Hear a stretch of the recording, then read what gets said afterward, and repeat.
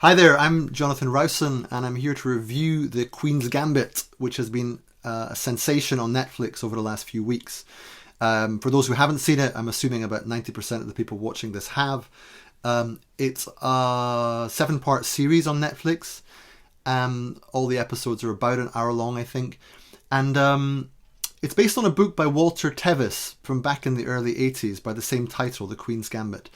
And that's not been said enough, I think, in the last little while. So I've been digging into that book a little bit. I've been looking at some of the history of the conception of the character and how it's come about.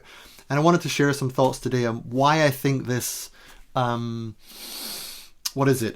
series, dramatization, adaptation has been quite so phenomenally successful. And it has been, just to clarify. I think it was number one on Netflix in 27 countries at one point. There was a day where it was the most popular program on Netflix. It has been featured on CNN and BBC and widely reviewed all over the world. It's been popular in different kinds of countries that you may not have expected. So it's really worth making sense of, like, why now? That this is really a phenomenon. This is a story of an orphan girl who goes on to become a great chess player, and it's really about her development in that process. And the question would be, why would we want to watch that right now when the world is in a very unstable, unusual predicament in the context of a global pandemic, when the US election has been a turbulent news issue for some weeks now, when we have all sorts of other worries relating to public health and ecological crisis and so forth.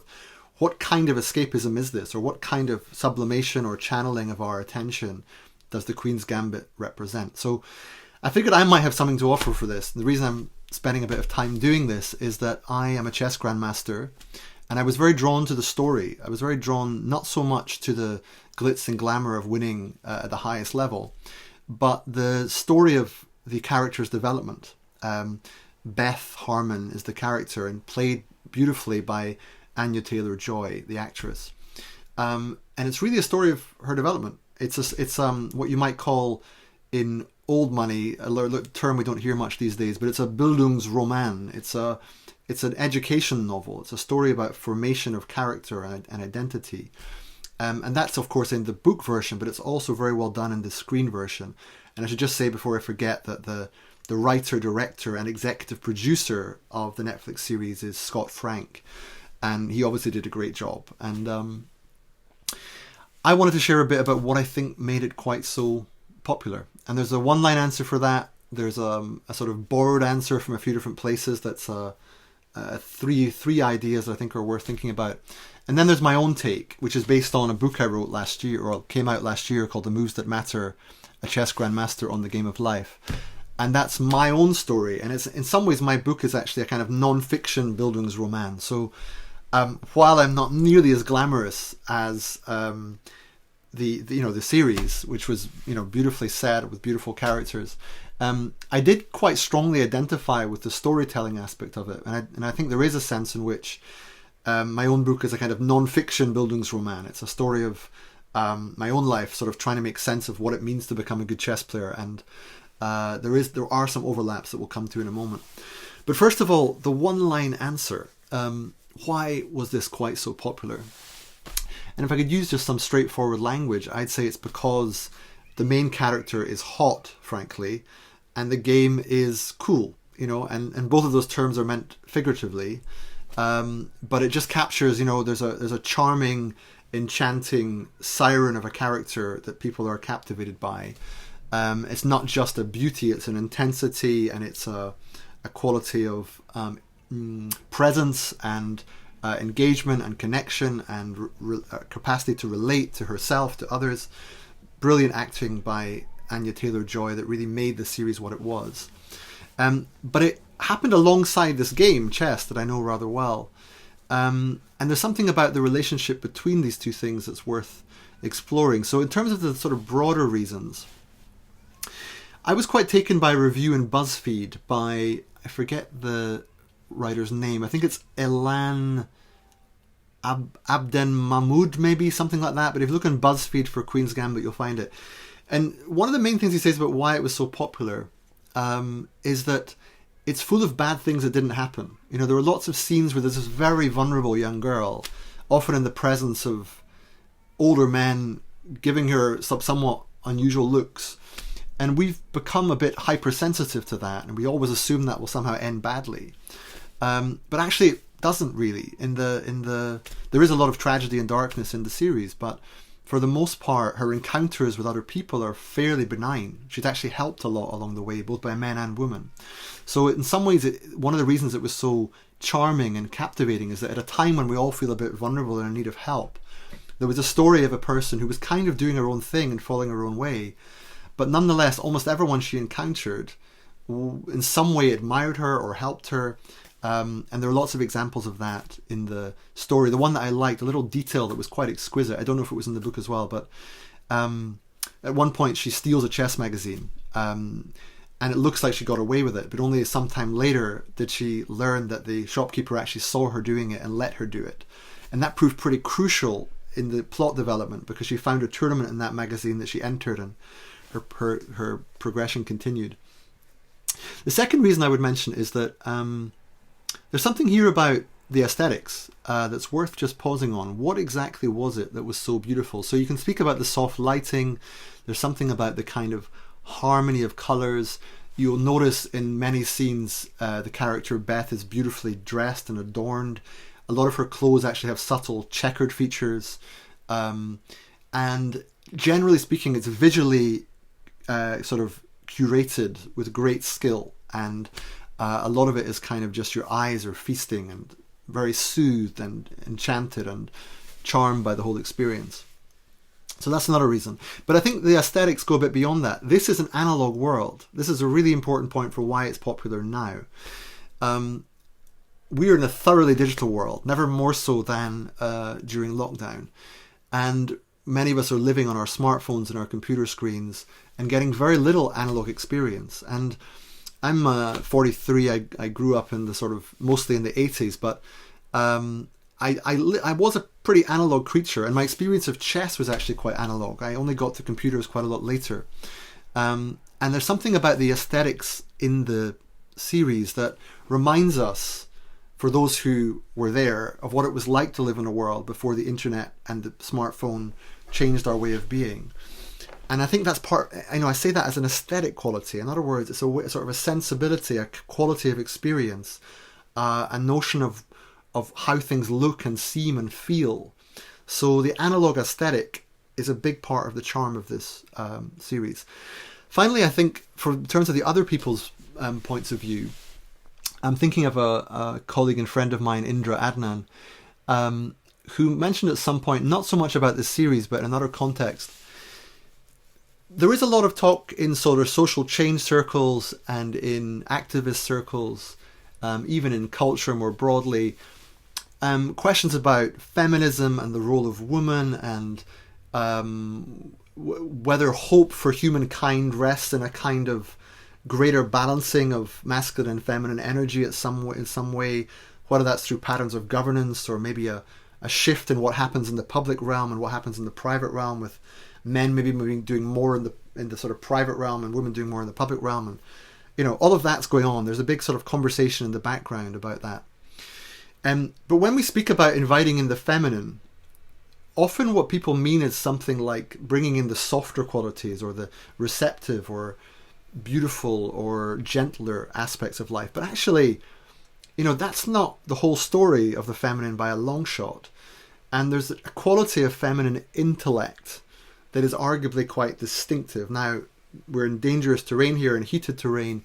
But I think part of the charm of Beth Harmon as a character at this moment connects to our simultaneous admiration for leaders like Jacinda Ardern in New Zealand, and more generally female leaders who've shown actually, beyond really any doubt, that they've handled the pandemic better. Now, not necessarily because they're women, with my scientific hat on, that could be incidental, but nonetheless, there is a phase of time where it looks like those with the qualities of feminine intellect appear to be better able to handle the kinds of complexity we're currently dealing with. Now, speculative, yes. Plausible, maybe. But I think there's something about the charisma of the feminine intellect that is very much of this moment, and I think that's something that the character captured in the series. So those are the outside views. If we can come to my own now, this is sort of going slightly deeper. Again, from this book, The Moves That Matter.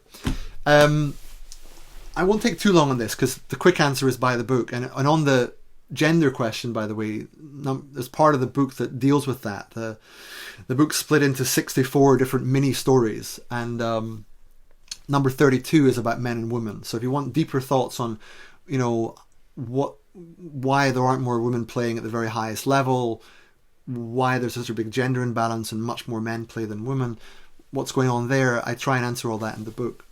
But for now, I wanted to speak about backing up in this Netflix series. Something's going on beyond the aesthetics, beyond the beautiful leading character, beyond the other supporting characters who were also great.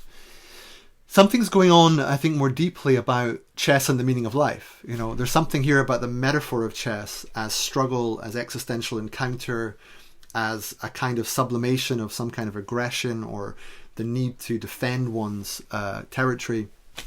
And my book is full of those kind of references. But what I try to do is, for many years, people kept asking me, what has chess taught you about life? Because I've sort of stopped playing now. I mean, I'm still... I still keep an eye on things. I get magazines through the post. Like there's the latest New in Chess, just to show that I'm still keeping up. But I no longer wake up in the morning and go to the chessboard like I used to. I used to eat my cereal with one hand and play with the chess pieces with the other. And I know that feeling of chess completely possessing your soul. It did for me for many years. And because I'm now doing other things, I run a sort of research institute in London called Perspectiva. And I write about things like climate change and trying to bring our inner life into public policy more intelligently. Because of all that, people do ask me, well, where's chess in this? How does it fit in? And the point of the book that I wrote was to try and answer the question, what has chess taught me about life? And that question permeates the Netflix series, The Queen's Gambit. And here's how I take it, and I'll give the examples from the Queen's Gambit to sort of illustrate the points. So I tried to distill the answer into 8 points. Now, why 8? Well, that was sort of as few as possible, but as many as necessary. And the book is structured according to those 8, like the 8 files and ranks of the chessboard. Now, the first is concentration is freedom. Concentration is freedom. Now, think of the character Beth in The Queen's Gambit. How did she find concentration, and in what way did it give her freedom? Well, I think quite early on, when you see her accidentally appearing in the janitor's room, Mr. Scheibel, and she notices he's doing some chess study, and again, analog chess study. So for those who remember the chess book on the board long before the computer screen got in the way, something really charming about that experience. You're learning, you're encountering, you're reading, you're seeing a life kind of take shape on the board. And Beth observes this and thinks, what's that? That looks kind of interesting. Maybe that's something for me. And as she gradually gets invited in, I think it's quite interesting the way it happens, because in the Zen tradition, people who want to learn Zen often get to the monastery or whatever, or the temple, and they're told to get lost. You're not ready. Go away. And then they have to keep coming back until eventually, okay, you're serious, come in. And Mr. Scheibel was a bit like that. He was like, no, it's not for you. Not for now. It's not appropriate to play me, the janitor down in the basement when you're a schoolgirl. This is not right. And it comes back to what I said earlier about something dodgy looking that actually maybe wasn't really dodgy. It was just of its time and, in its own way, quite innocent. By the way, Mr. Scheibel, just to say, you can see him as the hero of the story. Although Beth, played by Anya, clearly was the star, there is a sense in which the real star, the true heart of the story, was Mr. Scheibel. And you notice this later in the series, where she goes through a long period of kind of atonement and adjustment, and she gets back to her old school, and she goes down to the basement, and she sees that Mr. Scheibel has followed her career closely. She remembers the photograph taken with him. And it was really because of the time he gave her that she got that good. And I was very touched by this, because I remember people like Mr. Scheibel. You know, I remember people who were just these generic, well, not generic, but there were particular adults who filled my kind of world at the time as people who knew what chess was about. And it's not just that they knew the openings or knew the variations or the language or whatever. It's that they also knew where the tournaments were, and they knew where the other people were. So they were kind of like gatekeepers to this experience that I was entering into. So Mr. Scheibel was there, and, you know, it's a weird analogy at first blush, but if you'll forgive me, think of Mr. Scheibel a bit like Samwise Gamgee in The Lord of the Rings, right? Doesn't look like the main character. We don't think of him first when we think of The Lord of the Rings, but he's with Frodo throughout the whole process. And it's only because he kind of looks after Frodo and literally carries him at the end that the story reaches the climax it does. Now, Mr. Scheibel does nothing that dramatic, of course. He, as far as I remember, stays in the basement the entire time. But it's because he gave time to this young girl and also gave her some guidance. And there was one powerful moment where she blunders her queen very early in the game, and any decent chess player knows the game is effectively over, barring some extraordinary turn of events. And she wants to keep playing, but he says, no, you have to learn when to stop. And of course, that's a very pertinent experience for the current US political situation. But coming back to concentration as freedom, in some ways, she felt more free playing chess in the basement than she did at any other place in the school. When you're in that game, yes, there are boundaries. Your freedom is somehow constrained. But to use a line of Umberto Eco's that I quote in my book, only in your prison do I enjoy the most sublime of freedoms. That's chess. You know, it's rules, it's discipline, it's boundaries, it's tradition, it's things you can do and can't do, things you should do and shouldn't do. But through those constraints, you find your freedom. And through those constraints, you also find your concentration, which at a time when, you know, we're inundated with information, you would think that if we can ever concentrate, it's now. But a lot of us are kind of scrolling and checking and wondering when this is going to end and what's the vaccine news and, you know, all that stuff. At that time, concentration feels precious. And I think this series illustrated that concentration matters, that we need it back. And how do we find it? And chess offers that in abundance. And it links to freedom, because unless you can concentrate, you're just kind of ravaged by stimulus and distraction. So there is something about learning to concentrate your mind and the experience of freedom that are very directly related, that I cover in the book, and that the character Beth exemplifies and Mr. Scheibel helps with. Secondly, the second principle in my book about what chess taught me about life is it's the mattering that matters. It's the mattering that matters. Now, that's a weird sentence, and it took me a long time to decide if it's actually what I wanted to go with. It originally came from the sports writer Simon Barnes, when he's describing sporting spectacles. In other words, the bigger the occasion, the more significant it is. The Wimbledon final, the World Cup final, the World Chess Championship final game. The more significant it is, the more that feeling of mattering is there. The process of mattering, the setting it up correctly, how it looks, who is there, who's watching, how much prize money is there. All of those things are part of the construction of mattering, the social construction of mattering. That's basically what top level sport is. And I mentioned talking in my book about whether or not chess is a sport. We can leave that to one side, but the quick answer is yes. But we can come back to that. The point is just that the mattering that matters is that process by which we give significance to life.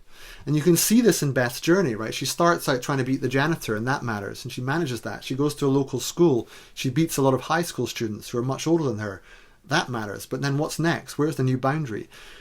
The process of mattering has to be given its life. It has to kind of be allowed to follow through. So Beth does that by moving up, you know, these new frontiers, these new boundaries that she keeps passing. And the mattering comes in the sense of really deeply caring about something. You know, that's kind of how we come alive in life. And that's how Beth found her own way in life. It was by finding something worth caring about. And it was difficult for her with her family, and, you know, it wasn't easy to sort of find patterns of caring that made sense to her. She looked a bit disillusioned at school. Yes, she had some relationships, some friendships that built up along the way. Jolene was a star there, of course. But, you know, her relationships with her adoptive parents were tricky. Her memories of her mother were tricky. And so the mattering that mattered for Beth was chess. You know, the process of mattering was what mattered. And that process of mattering is things like getting the opening theory right, getting the moves right. And that's sort of discussed in the book. Competition is about the mattering. The reason we create competition is so we can have the experience of mattering. Okay, that's another story. It's in the book, but I think this series shows us what it feels like for something to matter. And we're all looking for that. What matters at the moment is a big question. Thirdly, the third principle is your autopilot needs your tender, loving care. Your autopilot needs your tender, loving care. Now, what the hell does that mean? Well, we like to think that we're rational, conscious creatures, right? We like to think that we have reason, that we're aware of what we're thinking, that we act on the basis of those reasons. But actually, science is pretty clear now that the vast majority of what we do is automatic, or habitual, and they're slightly different, but that's a footnote. Most of our behavior is grounded without thinking. It happens at a level of perception and habit, right? And social influence. And because of that, when you're getting good at chess, every so often you find you're doing repeated patterns of mistakes that you can't easily adjust.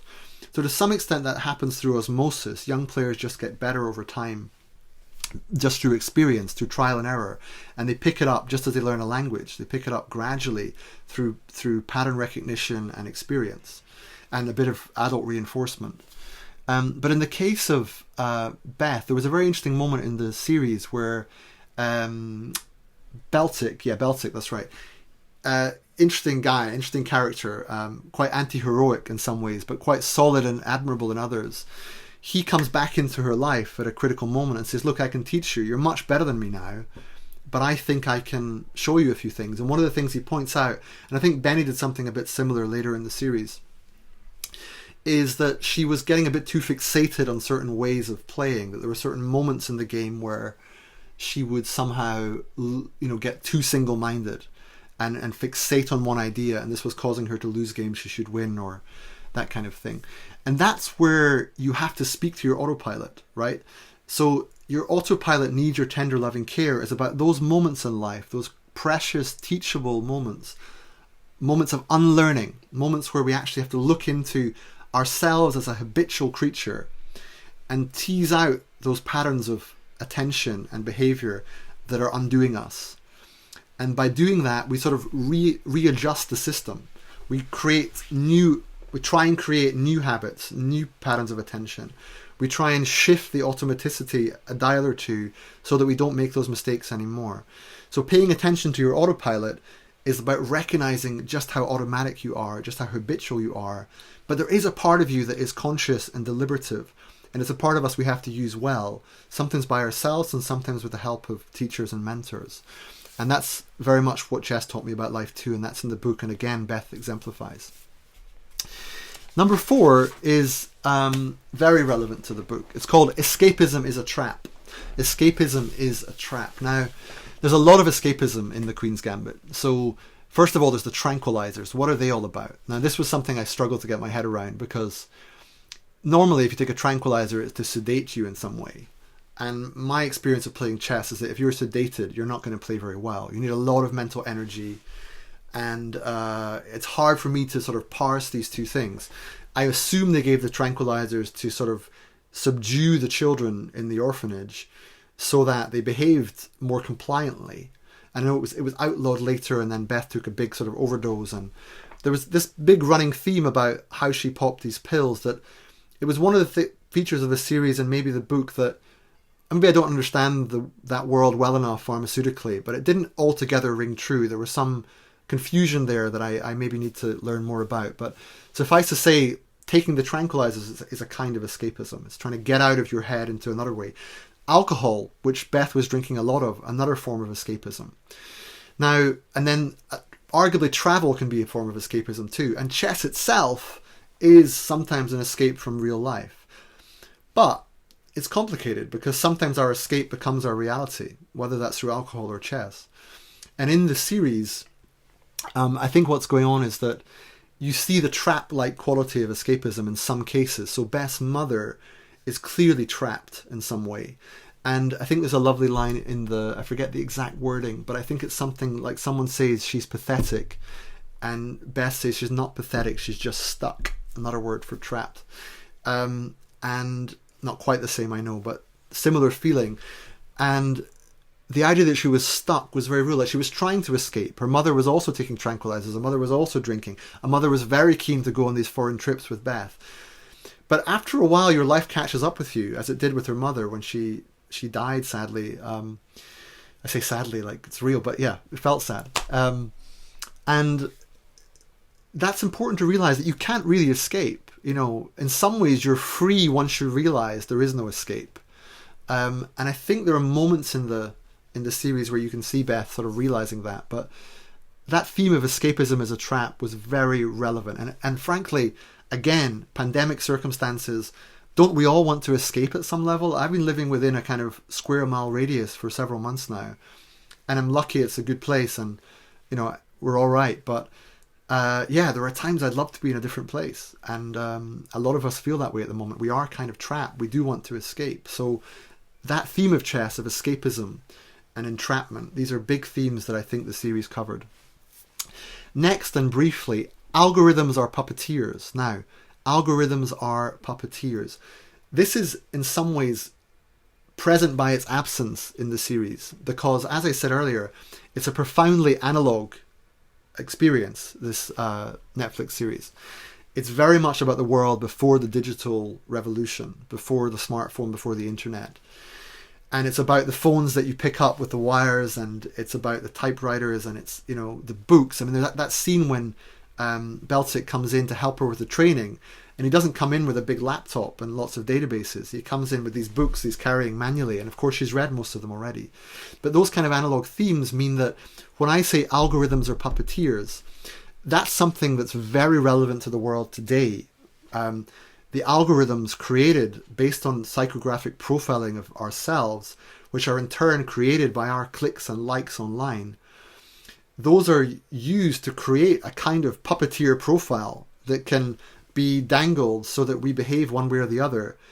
And on the basis of those predictions, our advertising companies can buy time on social media platforms and get rich on the basis of those predictions. So the algorithms are puppeteers idea in the Moves That Matter is in some ways very relevant to why this story works on Netflix so well. Because you see, we're in Beth's case, there aren't really algorithms or puppeteers. There are people trying to control her. And interestingly, one of the better bits of the film, I think, is where she relinquishes the funding from the Christian organization that were going to pay for her trips because she won't give the message. She doesn't want to be their puppet, you know. So, but there's also this whole thing about, in the world at the moment, we're a bit sick of Zoom calls, and we'd love to just meet in the pub and, you know, not be digitally mediated all the time. So algorithms or puppeteers is relevant in this context precisely because in the case of the Queen's Gambit, there were no algorithms. It was a kind of, well, maybe there were, but there was a kind of pre-algorithmic society. Now, next one. We have to make peace with our struggle. We have to make peace with our struggle. This is number 6. In some ways, my favorite part of the series was a little quiet, sort of 10 minutes or so. I forget which episode, I think maybe 5 or 6, where Beth is actually, she's effectively, money is extorted from her adoptive father, but thankfully she's been winning lots of chess tournaments and she has the money to pay for it. So she buys her own house, and then she's like, oh, I have a house. And her whole character, by the way, is a little bit like this. So she doesn't quite know what she's doing at any given phase, but she just sort of faces up to it and says, okay, it looks like I have to do this now. Socialize, drink, yeah, have to do that. House, buy, okay, have to do that. Do up the house, yeah, looks like it. The only thing where she's really at home is the chessboard. Everything else looks like she's sort of muddling through. However, possible exception to that is where she sort of tears down the old decor of the house and makes it her own beautifully, indoors and outdoors. And that was a moment where she made peace with her struggle, I think. There was something beautiful about that moment where she's gone through a lot, right? She's gone through the death of her mother at that point. I don't know if she's yet gone through the death of her teacher, Mr. Scheibel. But she's certainly struggling in various ways. and she has a period of time where she's at peace with it. Now, the point of making peace with your struggle is a bit deeper. It's a way of getting onto the idea that there is no ultimate freedom. There is never a moment where if only I achieve X, Y, or Z, this will stop. If I win this tournament, I will suddenly be free. If I get this raise, if I go on that holiday, if I have this new girlfriend, whatever. There's never a moment where the struggle stops. So the point that chess taught me is that struggle is ongoing, and actually in the case of chess it's perpetual. You have to keep on struggling every single game.